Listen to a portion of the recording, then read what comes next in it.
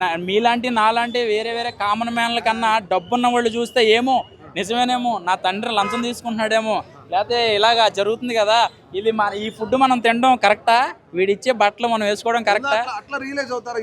ఇప్పుడు 99% లేరులేండి. అమ్మ తెస్తే బాగుంటారా, ఫ్లైట్లో తిరిగి ఎంజాయ్ చేద్దాం, గోవాకి వెళ్దాం, బ్యాంకాక్ వెళ్దాం, శుభ్రంగా మసాజులు చేయించుకుందాం, లేకపోతే కమోడ్లు కూడా బంగారంతో తయారు చేయించుకుందాం, సెల్ ఫోన్లు బంగారంతో తయారు చేసుకుందాం, ఆ టైపులో ఉన్నారు. సో మారితే బాగుంటుంది. ఎందుకంటే తప్పు చేసినోడే నీతులు మాట్లాడుతూ ఉంటాడు. సో అలాంటి రాజకీయ నాయకులు, పోలీస్ వ్యవస్థ కానీ, కొన్ని పెద్ద పెద్ద పదవుల్లో ఉన్నవాళ్ళు కానీ వీళ్ళందరూ నీతులు చెప్తున్నారు, బుట్లు పెట్టుకుంటున్నారు, దండాలు పెట్టుకుంటున్నారు. సో చేసే పనులు అయితే మాత్రం కొంచెం అనిరుద్ధ్ బ్యాక్గ్రౌండ్ స్కోర్ ఇందులో మ్యాక్సిమం పడిపోయిందని అంటారు. ఇందులో అనిరుద్ధ, ఏఆర్ రెహమానా మీకు తెలుసా? అసలు మ్యూజిక్ డైరెక్టర్ తెలియదు. అసలు శంకర్ గారు అంటే ఏఆర్ రెహమాన్ ఎక్కువ వాడతాడు. సో బ్యాక్గ్రౌండ్ స్కోర్ అనేది కొంచెం బీజిఎం ఒకటే స్లోలో వెళ్ళిపోయింది. అంటే ఆ ఎఫెక్ట్ ఇవ్వలేదు నాకు చెప్పాలంటే.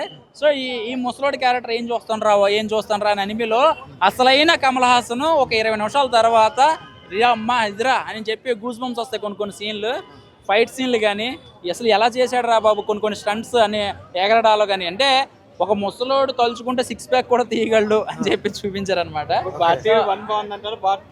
నేను చెప్పేది పూర్తిగా వింటే అసలు నేను చెప్పేది మీకు అర్థమవుతుంది. మధ్యలో వస్తే నేను ఏం చెప్తాను, ఓవరాల్ గా సినిమా బాగుందండి.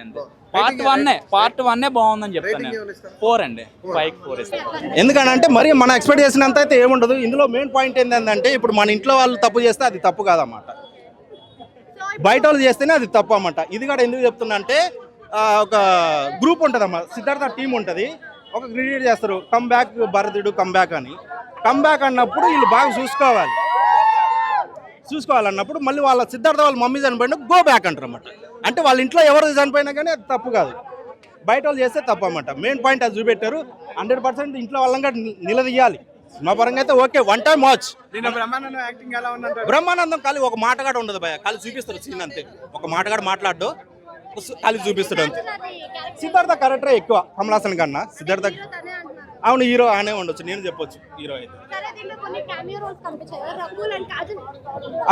ఎక్కువ రోల్స్ అయితే లేవు వాళ్ళకి, కొంచెం అక్కడక్కడ అలా వచ్చేసి వెళ్ళిపోతాయి మెరుపు దగ్గర.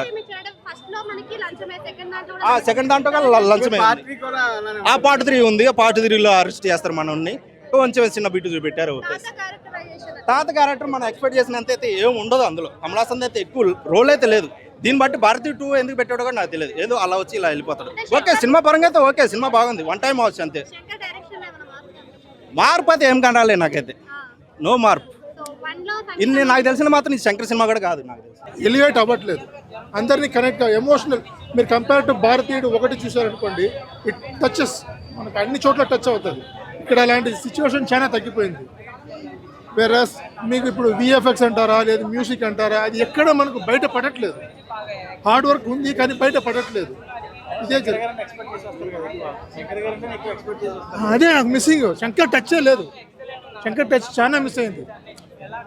వెదర్ ఇట్ ఈస్ హైఫైగా తీసేది లేదు, దాంట్లో ఒక ట్రిక్కీ షాట్స్ ఉంటుంది, లేదు ఒక విలన్ని ఇంట్రొడ్యూస్ చేసేప్పుడు కూడా ఆయన చాలా ఫార్ములాస్ యూజ్ చేస్తారు.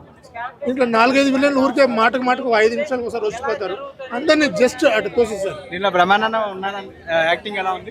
జస్ట్ ఒక సీన్ వచ్చిపోతున్నాడు, అది అంత పాస్ అవ్వట్లేదు. ఇంకా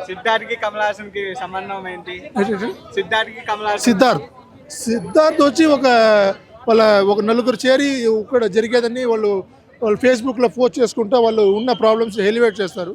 దానికి సపోర్ట్ చేసేట్టుగా కమల్ సార్ వస్తాడు అంతే, వేరే ఏం లేదు దాంట్లో. మ్యూజిక్ అనిరుద్ధ్ మ్యూజిక్ వచ్చి కానీ సెట్ కావట్లేదు, మీట్ అవ్వట్లేదు. అందరూ కష్టపడ్డారు అండి, బాగా కష్టపడ్డారు, కానీ రీచ్ అవ్వట్లేదు. ఓన్లీ 1% కమల్ సార్, వేరే ఏం లేదు. ఆయన నాకేమంటే శంకర్ టచ్ చాలా మిస్, ఎక్కడ ఎమోషన్ లేదు. మనకు భారతీయుల్లో ఒక 2-3 సీన్లు మనం ఏడ్చింటాం సీరియస్గా, మన కళ్ళలో నీళ్ళు వస్తుంది. ఇక్కడ అలాంటి ఏమీ రాలేదు. ఇది కొంచెం ఇంకా ల్యాగింగ్ అయిపోయింది. ఏమో సార్, నాకైతే దీనికి పార్ట్ 3 అన్నప్పుడు నాకు ఎలా ఆలోచించాలి నాకు తెలియదు. బీ ఫ్రాంక్, ఆయన ఎలా తీస్తాడో మనకు, ఒకవేళ ఇంకా దీన్ని ఇంకా ఎలా చేస్తాడో తెలియదు. భారతీయుడు 1 బెస్ట్, భారతీయుడు 1 బెస్ట్ ఆల్వేస్. ఇంకా 20 ఏళ్ళ తర్వాత కూడా మన పిల్లలు వాళ్ళ పిల్లలు కూడా చూడొచ్చు. ఇది ఎలా చూడడమే. అలాంటి మ్యూజిక్ ఇందులో లేదా? లేదు, డెఫినెట్గా లేదు, మీట్ అవ్వట్లేదు. 100th మ్యూజిక్ ఎఫెక్టే బయట రాలేదు. భారతీయుడు 1 ఇండియా మొత్తం చూసారు, బాగుందన్నారు. సో భారతీయ 2 ఇప్పుడున్న జనరేషన్ ఎక్కుద్దా అసలు అందరికి? ఏమో చెప్పలేము. ఈ 2K కిడ్స్ కూడా అలా అవుతారు.